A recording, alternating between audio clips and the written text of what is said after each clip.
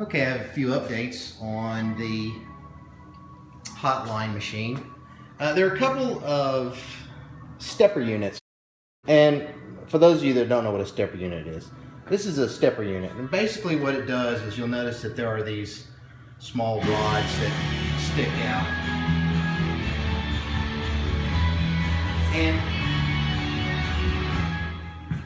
and what these rods do is, as the unit advances, you'll notice that there's the small rivets here. And what they'll do is they'll transfer electricity from one point to another point. And once again, this is almost like kind of just a simple computer. And the way it does that is, as the coil's activated, and the coil's on this side, it steps the unit forward. Let me reset that. So as this coil's activated, up and then down, it moves forward, and you'll notice these step. See that? And that's why it's called a stepper unit. Steps all the way forward, and then it'll reach the end of the line, and that's as far as it goes. And then at the end of the ball or whatever, it's set to reset it, it hits, boom, and then it goes back. Well, these stepper units tend to get really gunked up over time. I cleaned all this to make this wheel function much better because it was barely moving. This particular stepper unit controls some lights up here on the Playfield. And the whole idea behind this machine is to spell the word hotline. I found this animation of how you spell each letter. So you do the H, and that spells the H, and then the O, and then the T, like that. So those are rollovers actually in the middle of the Playfield. So each time you hit the right, rollovers, and whenever you hit it, the light goes out. So that's the way it's supposed to work. It'll spell the next letter in hotline. Well, that's what this stepper unit, and it would get from H to the O, but then it was completely jammed up beyond that, so it would not go any further. The other big stepper unit on here is the one that I discussed earlier, and that is the ball in play stepper unit. Now this stepper unit goes forward for each of the 5 balls, and it was completely gunked up as well. And you'll notice how this is a little bit wet here.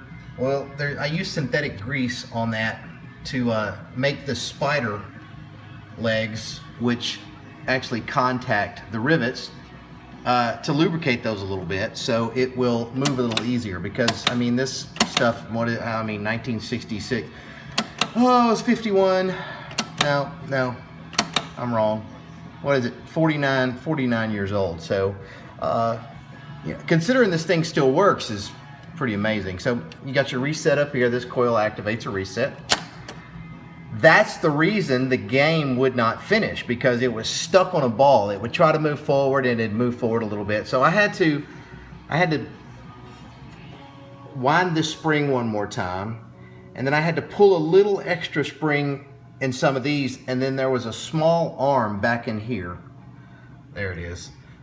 This one kept binding up, so I had to adjust it, and now it works fine. Well, I say it works fine. There we go. You get all the way to ball 5. All right, that's ball 5. And then at the end of the game, it resets. And then that is when, if the ball goes into the out hole, it doesn't kick it back into play.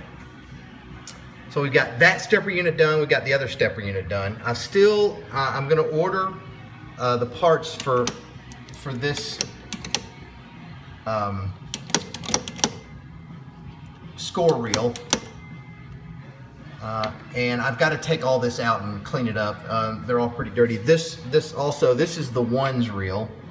This is the tens reel. The tens reel tends to stick a little bit too. If it's getting right around the 5 and the 6, when it's trying to reset, it will stick. The bell, this doesn't have multiple, like a little xylophone. The newer ones put a xylophone looking thing here. It's got 3 different size, 3 different tones. This has a huge bell in it, which was not working at all. Let me pull this back. See that big bell back there? The coil and the striker unit that sits in that coil was completely froze up. And I don't know, for those of you that have played pinball, you see the one on the left that just strikes a plate there, a metal plate. And when you win a game, there's a loud pop. That is the coil that makes that pop. That one was not froze up. I finally won a game, you know, well, just by not actually playing, but just hitting the targets to light special, and that does work. I had to unbind that one, and now the bell works as well. And I've started working on these rollovers. Now, there's a little plastic piece that goes on this side that the ball rolls over and it pushes a small contact on the bottom. And one of the things I was noticing is that the red plastic had years and years of dirt buildup, and it was, even with the light lit underneath, although the lights were pretty dull too, you really couldn't see, you couldn't tell what was lit up and what you had to roll over in order to light the next letter in hot lines. So I've started cleaning them, and I figured out how to take the actual little rollover piece. You can see them here. See how dirty they are. But these, they're held on by these kind of rivet-like little things, like this. And you have to pry them off really gently, because the first one I tried to take off, you know, I manhandled it and it just disintegrated. So I'm gonna have to, hopefully I can find some of these online somewhere. I'm gonna clean these up, because I cleaned this one. You can see it cleans up pretty nicely. It's got a little bit of the red paint from the top of the Playfield, kind of, I guess, worked its way into the plastic. I don't really care about that. So I'm gonna clean these up really well, see if I can get a few of these. And one of them actually had a screw in it. I guess I can do that if worse comes to worse. Since I've got the stepper unit working, I want to make sure that, to me, this would be, this whole grid thing is going to be like the showcase of this Playfield. So I want it to look good. So I'm going to get all that plastic as clean as I can get it. I'm going to get all these switches working perfect. And I'll get these cleaned up and get it all put back, get that part of it put back together. Using a little Novus 2, if you've never used this stuff, it's amazing. Little Novus 2 and a Dremel. They're turning out pretty good. Cleaned up nicely. Still got a few left to go. I don't think I'm definitely not going to order new ones. They're about $2 a piece, so what? 6, 8, I saved myself $20-something, right? So might as well be thrifty about it as well. Okay, I've got all of the rollovers out, and they're all, I've got them in a box down here. I've got them waxed and cleaned up and ready. There we go. And I mean, there's a few little specks still on them, but they still look a lot better than they did. And I've cleaned and waxed this one. I've still got to clean all the rest of them, but the light should come through these a lot better after I get them all cleaned up. And I've rebuilt one of these bumpers, this particular pop bumper. The bumpers are really dead. The pops are, some people call them jets. So like here, you just kind of see, just kind of picking it up a little bit. All right, but if I get on this one, got a little more, just got a little more spring to it.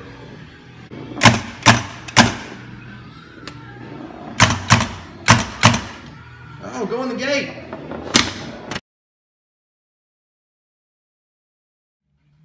I've pulled the 10 drum unit, drum scoring unit out, and when it's trying to reset, I can't find anything wrong electrically.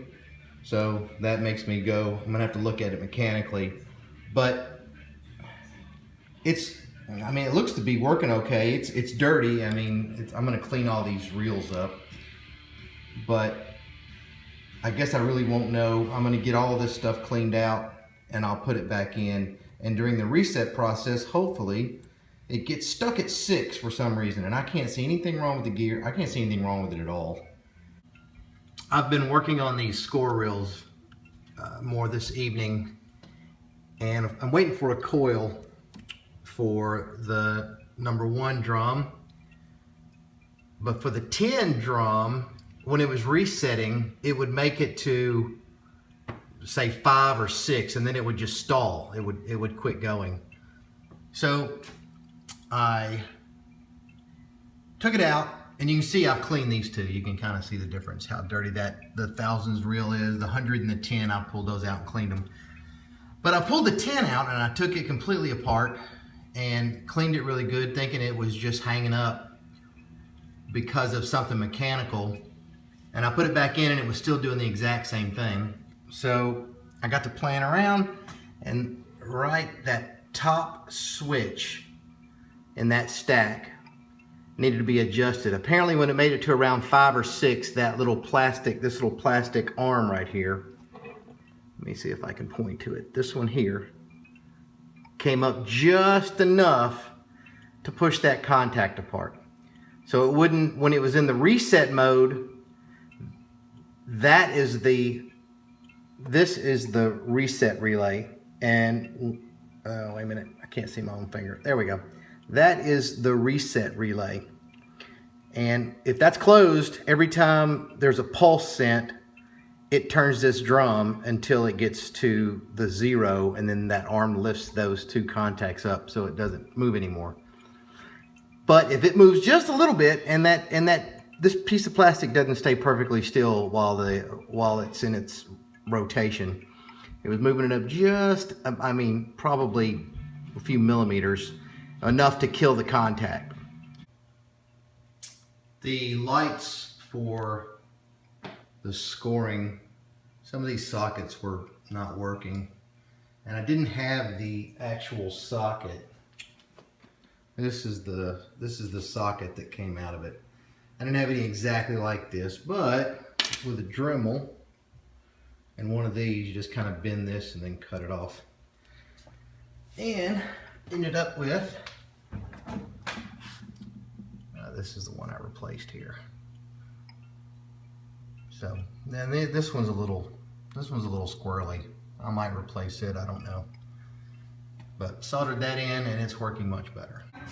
It's Tuesday night and I'm still working on the inserts for this grid.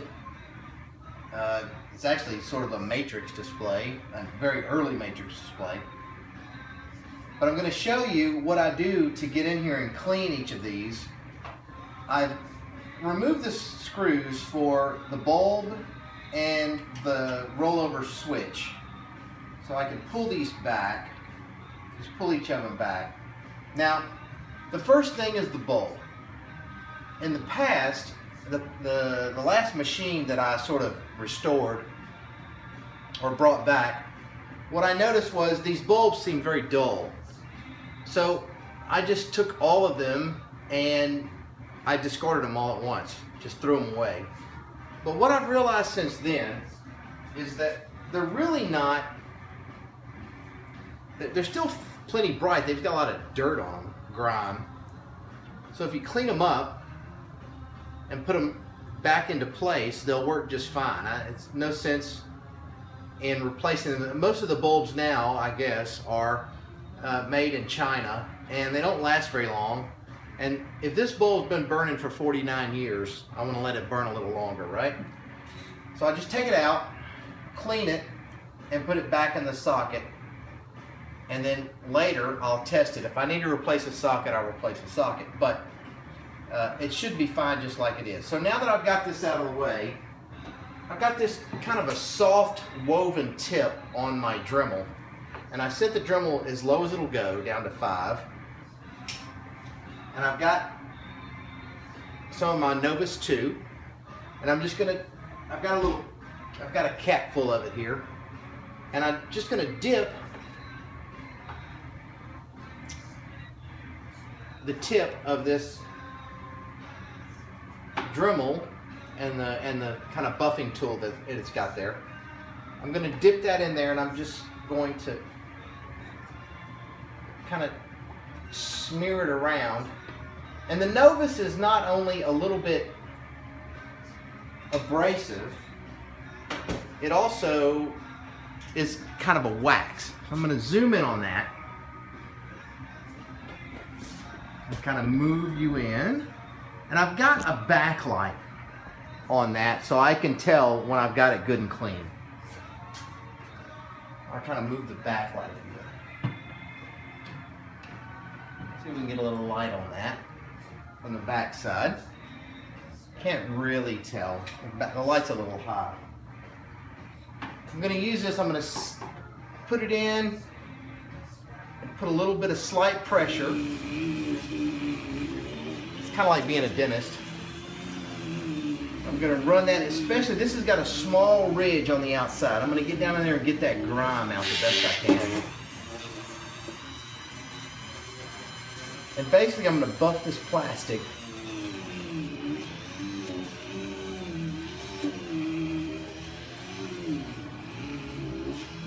And now because it's a wax, once I've got it clean,